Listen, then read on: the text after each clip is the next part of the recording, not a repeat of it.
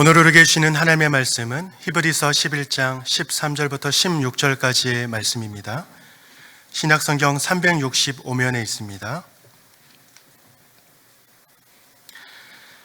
이 사람들은 다 믿음을 따라 죽었으며 약속을 받지 못하였을 때 그것들을 멀리서 보고 환영하며 또 땅에서는 외국인과 나그네임을 증언하였으니 그들이 이같이 말하는 것은 자기들이 본향 찾는 자임을 나타냄이라. 그들이 나온 바 본향을 생각하였더라면 돌아갈 기회가 있었으려니와 그들이 이제는 더 나은 본향을 사모하니 곧 하늘에 있는 것이라. 이러므로 하나님이 그들의 하나님이라 일컬음 받으심을 부끄러워하지 아니하시고 그들을 위하여 한 성을 예비하셨느니라. 아멘. 추석이 올 때마다 그런 이야기를 저희가 많이 듣지요. 더도 덜도 말고 한가위만 같아라.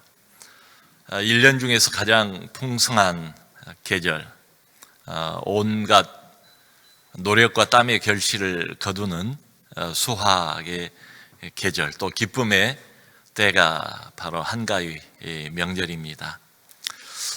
참 좋은 때고 즐거움과 기쁨을 함께 나누는 때가 추석인데, 이번 추석은 별로 그렇게 흥겹지가 못한 것 같아요.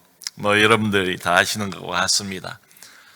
추석 기분도 별로 나지 않고, 또 다른 추석 때와 달리 기대나 추석 연휴에 대한 기대나 설렘이나 이런 것도 별로 없는 것 같아요. 여러분, 요즘에 아주 유행하고 있는 문구가 뭔 줄 아시지요? 불효자는 옵니다. 불효자는 옵니다가 아니고 불효자는 옵니다. 오지 마라 이거예요. 다닐 때하고 달리 와도 반갑지 않다. 또 나이 드신 우리 부모님들이 행여 혹시 무슨 변고가 있을까 이런저런 걱정을 하면서 안 가겠다고 대다수의 국민들이 이번 고향 방문은 절제하겠다, 참겠다, 이런 분들이 굉장히 많습니다. 올해 추석은 최고의 효도가 뭐냐? 바로 거리두기다, 이런 말이 나올 정도예요. 자, 이해가 충분히 갑니다. 그러면서 참 이게 이상해요. 이게 뭔가 싶은 게 하나 있어요. 여러분, 요즘 또 신종 단어로 축항스라는 단어가 종종 우리 귀에 많이 들립니다. 축항스, 추석 더하기 바캉스 해서 축항스래요. 지금 코로나19고 고향 방문도 자제하고 부모도 보지 않고 이런 상황인데요, 관광지는, 유명 관광지는 숙박 예약이 지금 안 된대요. 거의 풀로 꽉 찼답니다. 이번 연휴 때 제주도만 해도 약 30만 정도 예상을 하더라고요. 강원도의 리조트 캠핑장 이런 데는 이미 숙박 예약이 불가능한 이런 정도예요. 그래서 이제 이 양쪽에 어떤 참 모순처럼 보이잖아요. 이 조화를 어떻게 시켜야 할까요? 이게 뭔가. 그러니까 이제 뉴스 하나 아나운서가 이런 말을 해요. 고향 대신 휴양이다. 고향 대신 휴양. 부모님은 뵙지 않아도 기분 전환은 필요하다. 이런 것 아닌가. 어느 지자체에서, 지역에서는 그런 항의도 하고 있대요. 고향에 가지 말라고 그랬더니 왜 남의 고향에 오느냐 이 말이에요. 남의 고향에 이제 놀러 온다는 거지요. 남의 고향에 오냐 이렇게 따지는 이런 거. 그러니까 이거 보면 코로나19라는 이 상황 앞에서 뭔가 앞뒤가 잘 안 맞는 것처럼 이렇게 느껴져요. 우리 방역도 따지고 보면 이런 면이 있지 않습니까? 얼마나 모든 국민들이 애를 씁니까? 여전히 비상 상황이 계속되잖아요. 매주마다 방역 당국에서 2주만 더 계속 그러고 있습니다. 그러니까 소상공인들, 자영업자들은 정말로 힘들지요. 극히 조심하느라고 말이죠. 자, 그런가 하면 또 다른 면으로는 그 젊은 사람들 이렇게 모이는 술자리, 카페 이런 데는 사람들이 그냥 왁작지껄 하고 분위기가 뭐 거리두기나 마스크 이런 것도 형식적으로만 하는 것 같고, 심지어는 답답하니까 이제 밖으로 나와서 유명한 그 산을 등산을, 가을이라 또 얼마나 좋습니까? 많이 가는데 유명한 산 등산로는 사람들이 워낙 많이 밀려 들어가지고 그 보니까 아주 빽빽하게 좀 밀접한 뭐 접촉 가운데서 산을 이렇게 올라가는 등산로도 꽉 차 있는 이런 걸 또 봅니다. 거기에다가 여러분 지금 약 30%에 가까운 숫자는 확진자 그 감염 경로가 추적이 안 돼요. 깜깜이 환자입니다. 소위 말하는. 그러니까 이 말은 언제든지 지금 상황은 언제든지 어디서든지 감염이 될 수 있다, 이런 이야기죠. 자, 이런 거 등등을 이렇게 모아 보니까 이런 생각이 들어요. 결론이 아무리 우리가 예를 써도 완전한 방역은 어렵겠다. 전문가들도 그런 의견이에요.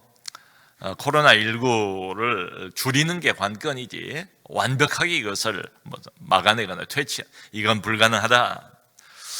그러니까 한다고는 해도 방역도 불완전, 조심한다고는 해도 그것도 불완전. 생각을 해보니까 이 세상에 거의 모든 게 이렇게 불완전한 것 아닌가 하는 생각이 들어요. 그러면서 오늘 성경 본문을 보니까 여러분 오해는 마시기 바랍니다. 우리의 구원도 불완전해요. 적어도 이 세상에서. 아니, 목사님, 우리가 받은 구원이 불완전하다니요? 그게 무슨 말씀입니까? 이제 이런 질문을 하실 수도 있을 것 같아요. 그 말은 예수를 믿어도 구원 못 받는다, 이 말씀입니까? 전혀 그런 말은 아닙니다. 예수를 분명히 믿으면 분명히 구원 받습니다. 그리고 하나님의 자녀가 됩니다. 자, 그런데 구원의 완성은 이 땅에서는 불가능하다, 이런 말이에요. 구원의 완성.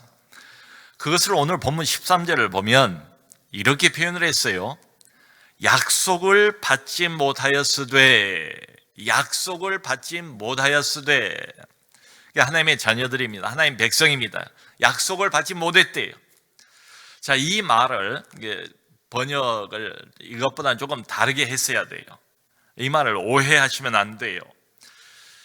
하나님의 약속 자체를 받지 못했다, 이 말이 아니고, 그 말이 아니고 약속은 받았어요. 그런데 하나님이 약속하신 내용을 아직 받지 못했다, 약속하신 내용이 아직 성취되진 못했다, 이런 뜻입니다. 여러분 혹시 약속음이라는 걸 사용해 보신 적이 있습니까? 저는 한 번도 사용해 본 적이 없어요. 근데 약속음이라는 게 뭔가, 이게 보니까 정의가 이렇게 돼 있어요. 발행하는 사람이, 약속음을 발행하는 그 사람이 일정 금액을 일정한 시간에 무조건 지불하기로 약속한 이게 약속음이래요. 자, 이걸 보면서 이런 생각이 들어요. 말하자면 우리 이렇게 한번 비유를 해봅시다. 하나님께서 구원의 약속음을 발행을 하셨어요. 자, 발행자가 누구예요? 하나님이세요. 집행자가 누구예요? 하나님이세요. 하나님이 발행하시고 하나님이 지급하실 거예요. 그러니까 이건 100% 보장이 되는 아니겠습니까? 근데 한 가지 기억할 게 있습니다. 지불하시는 시기가 아직 아니다, 이 말이에요. 그럼 언제냐? 지금이 아니에요. 죽음 후에요. 이 세상이 아니에요. 하늘나라에서 지급이 된대요. 제가 지금 쉽게 이렇게 보고자 예를 쓰는 겁니다. 그러면 이런 질문도 있을 거예요. 아니, 목사님, 만일에 그런 거라면, 하나님의 약속이 그런 거라면, 이 세상에서는 완성이 안 되고 성취가 안 되는 거라면, 나는 지금 이 세상 삶이 너무 고달프고 너무 힘이 듭니다. 현재 나에게 도움이 되지 못하는 그런 약속이 무슨 소용이 있겠습니까? 그런 약속 의미라면 그저 종이 껍데기에 불과한 것 아니겠습니까? 이런 의문도 있을 것 같아요. 근데 여러분, 과연 그럴까요? 이번에 코로나19가 이제 퍼지고 나면서 각 대학마다 졸업식을 못 하잖아요. 졸업식을 못 해요. 얼마 전에 이제 저희 딸도 대학을 졸업을 했는데요. 졸업식 못 했지요. 집에 와 있는데 얼마 있다가 달랑 졸업장 한 장이 배달이 됐어요. 날라왔어요. 그걸 어떻게 됐을까요? 에이, 이까지가 종이 한 장, 이게 무슨 소용이야? 이렇게 구석에다 처박아 놓았겠습니까? 거실 한가운데 모셔놓고 며칠을 보고 또 보고, 그리고 그 이후에도 소중하게 잘 보관을 하지 않겠어요? 왜 그래요? 그 종이 한 장에 4년 동안의 모든 노력이 다 담겨있기 때문에 그런 것 아니겠어요? 자, 지금 하나님의 약속을 일종의 구원 보증서로, 구원의 약속음으로 우리가 생각을 해보자고요.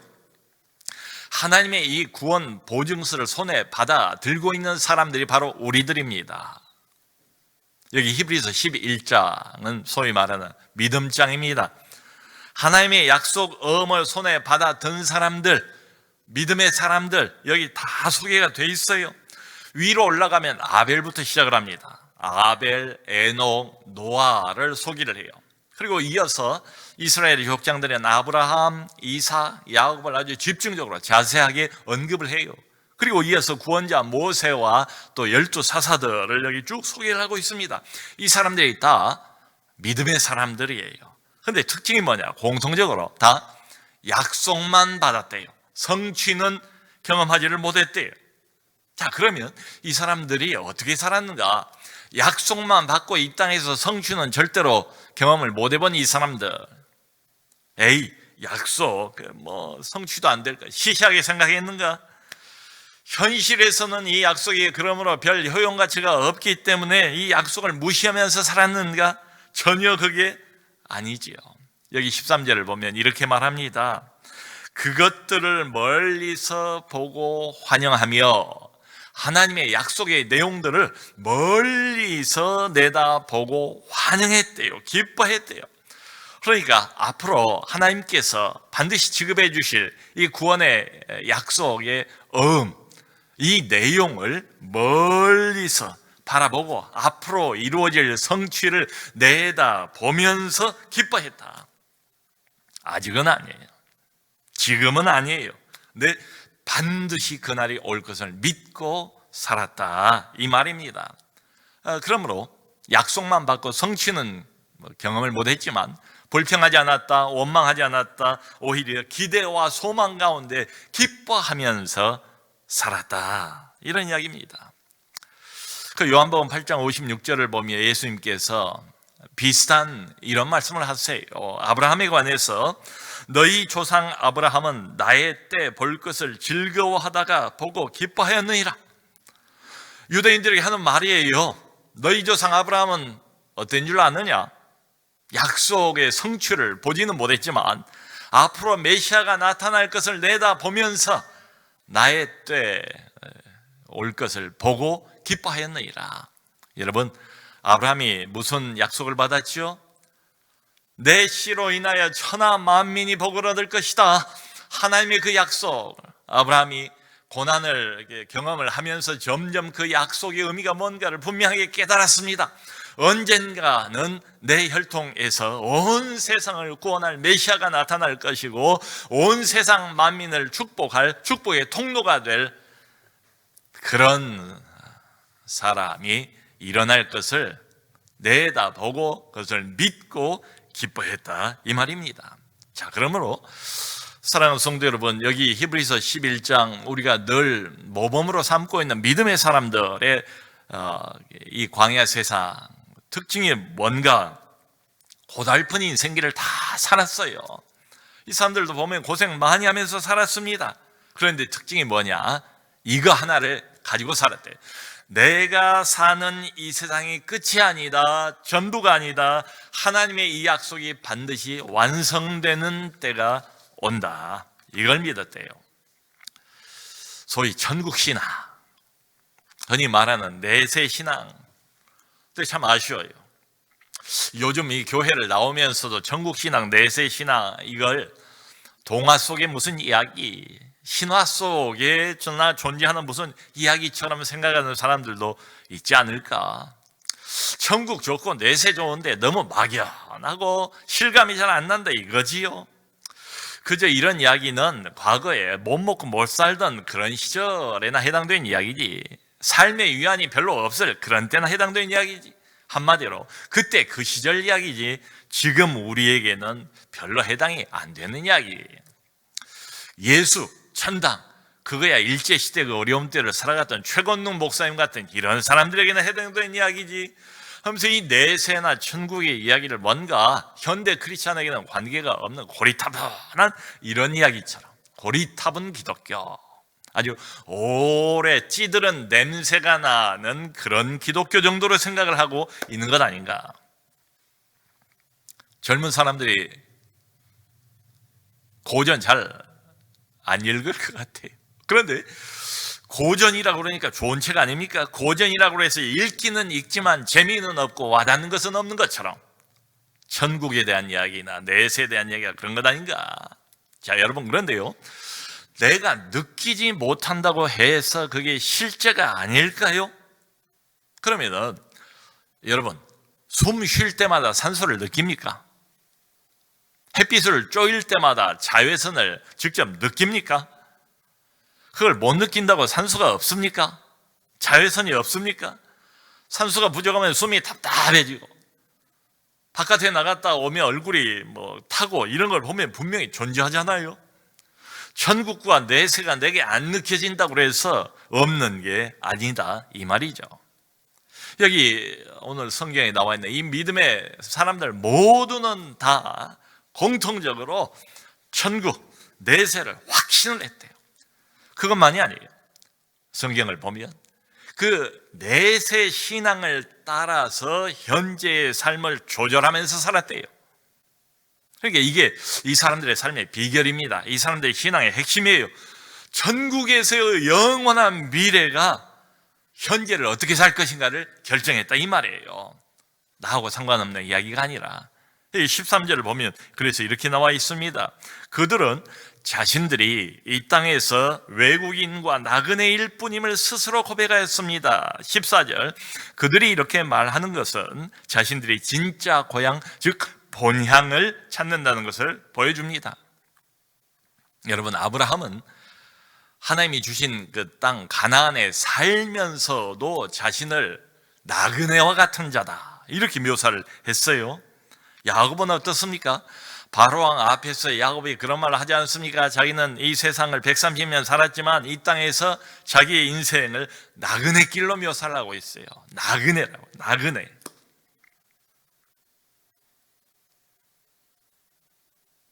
천국 가치관을 가지고 사는 사람들, 이 땅을 영원히 머물 영원한 안식처로 한 사람도 생각하지 않았대요. 15절에서는 한 걸음 더 나가요. 그럼 이 사람들이 떠나온 어떤 옛 고향을 그리워했는가? 그것도 아니래요. 여러분, 아브라함이 만일에 갈대아 우르 출신이거든요. 떠나온 고향을 그리워했더라면 언제든지 아브라함이 그 갈대아 우르로 돌아갈 수 있었대요. 그런데 돌아가지 않았대요.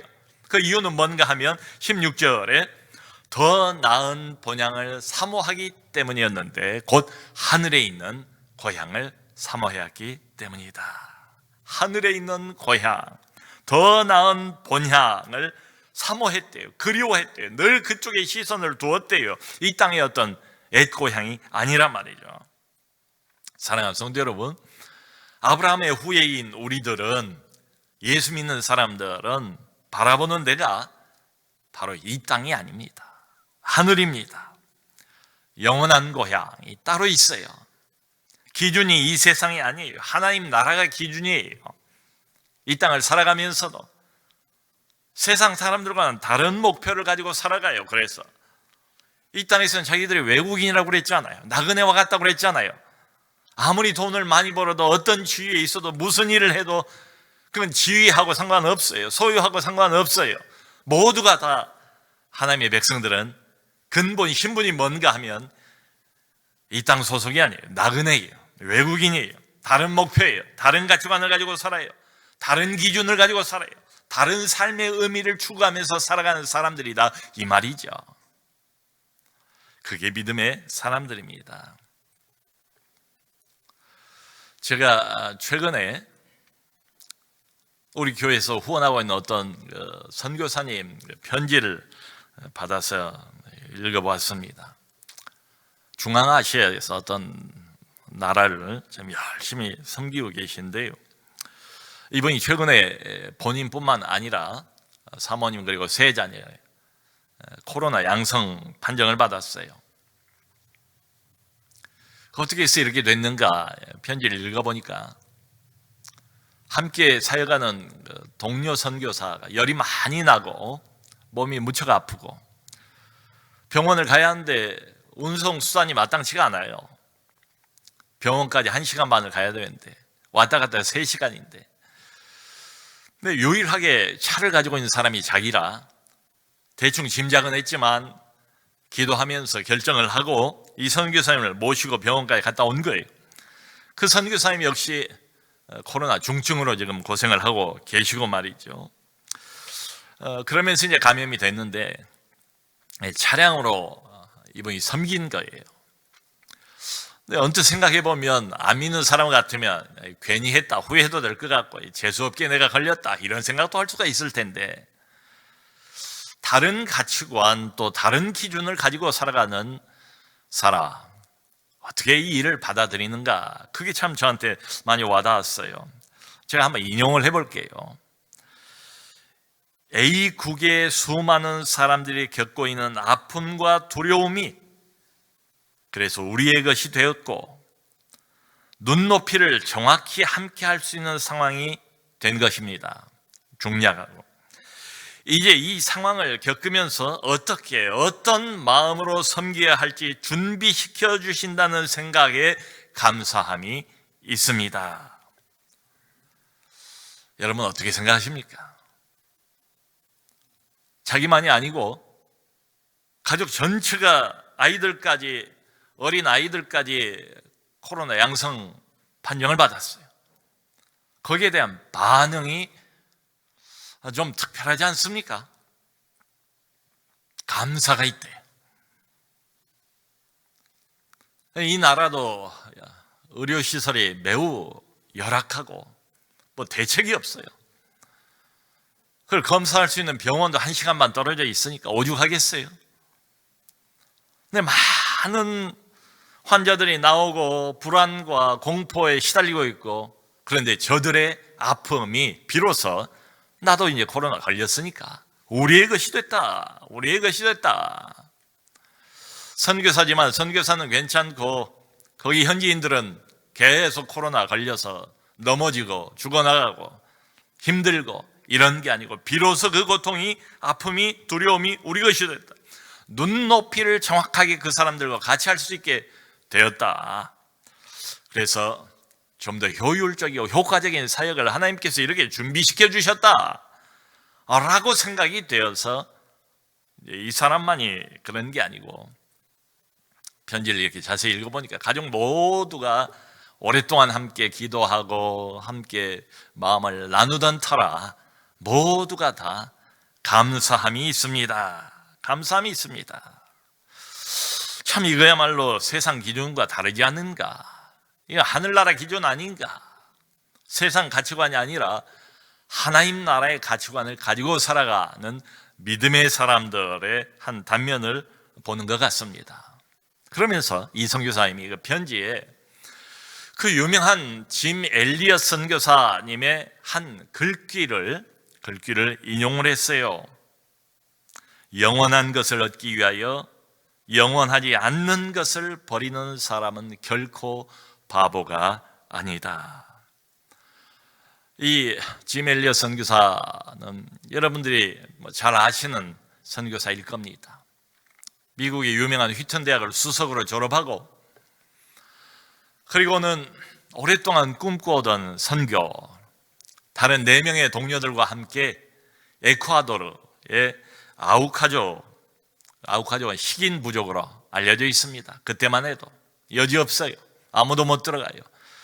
선교를 출발했습니다. 경비행기로 도착하자마자 5명의 젊은이들이 아우카족의 창과 도끼에 무참하게 다 살해가 됐어요. 그때가 56년 1월 달입니다. 모두가 다 순교를 했어요. 입을 한번 열어보기도 전에 말이죠. 그러니까 참 세상 기준으로 보면 얼마나 이게 무모한 짓입니까? 그때 당시에 라이프지, 미국의 유명한 타임지에서 이 얼마나 쓸데없는 낭비인가 대서특필을 그렇게 했습니다.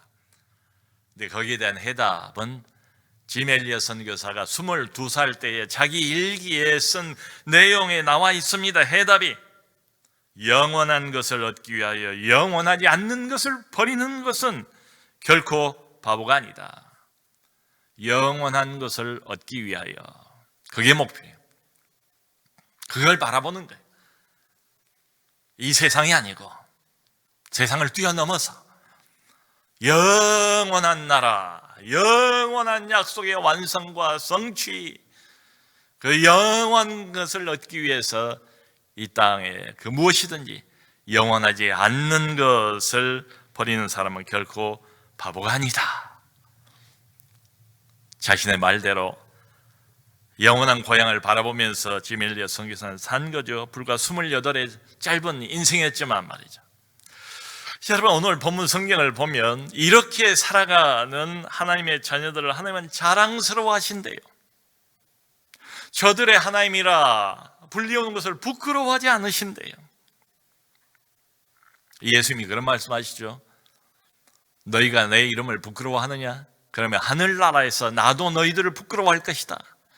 하나님은 아브라함의 하나님이요, 이삭의 하나님이요, 야곱의 하나님이라고 불리운 걸 부끄러워하지 않으셨잖아요. 그런 것처럼 하늘나라 가치관을 가지고 영원한 나라를 바라보면서 거기에 따라서 세상을 조정해가면서 살아가는 이 믿음의 사람들, 그들의 하나님이라고 불리워지는 것을 부끄러워하지 않으셨대요. 자랑스러워하셨대요.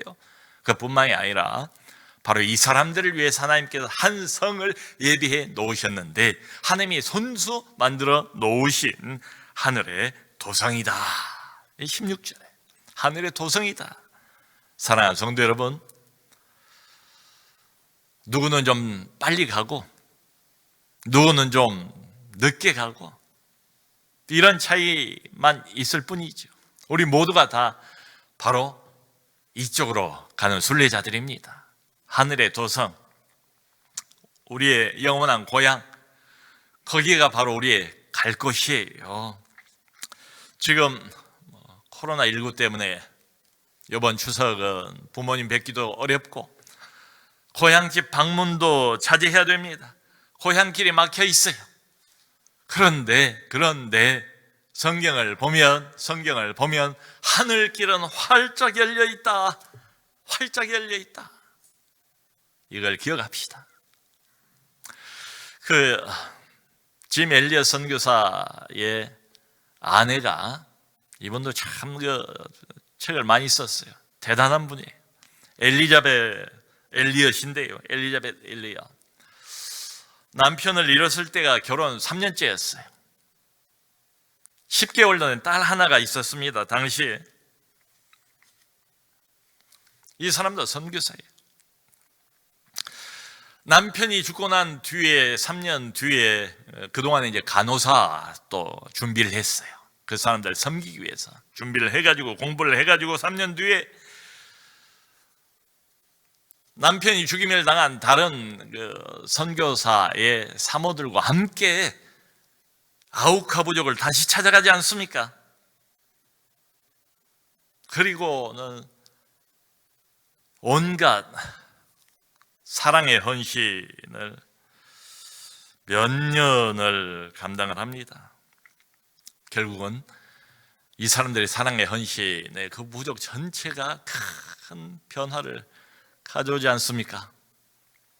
예수 그리스도를 알게 되고 만나게 되고 영접하게 되고 새 생명을 얻게 되고 부족 전체에 영적인 데 부흥이 일어나고, 그리고 그 중에서 목회자가 된 사람도 나오고. 이 엘리자벳 선교사님은 평소에 우리의 인생을 늘 여행에다 비유를 했대요. 여행, 늘 여행. 여행 좋아하시는 분들이 많지요. 근데 이 여행은 좀 특별한 여행이에요. 천국 가는 여행이에요. 그리고 그 여행에 중요한 것은 늘 하나님이 우리와 동행하신다는 걸 믿었어요. 남편이 죽고 딸은 어리고 다시 두 번째로 아우카 부족, 식인 부족을 찾아가면서도 남편의 사실은 죽음 소식을 듣고도 세상 사람들은 별별 소리를 다 하고 못 들을 소리까지 했지만 전혀 흔들림이 없어요.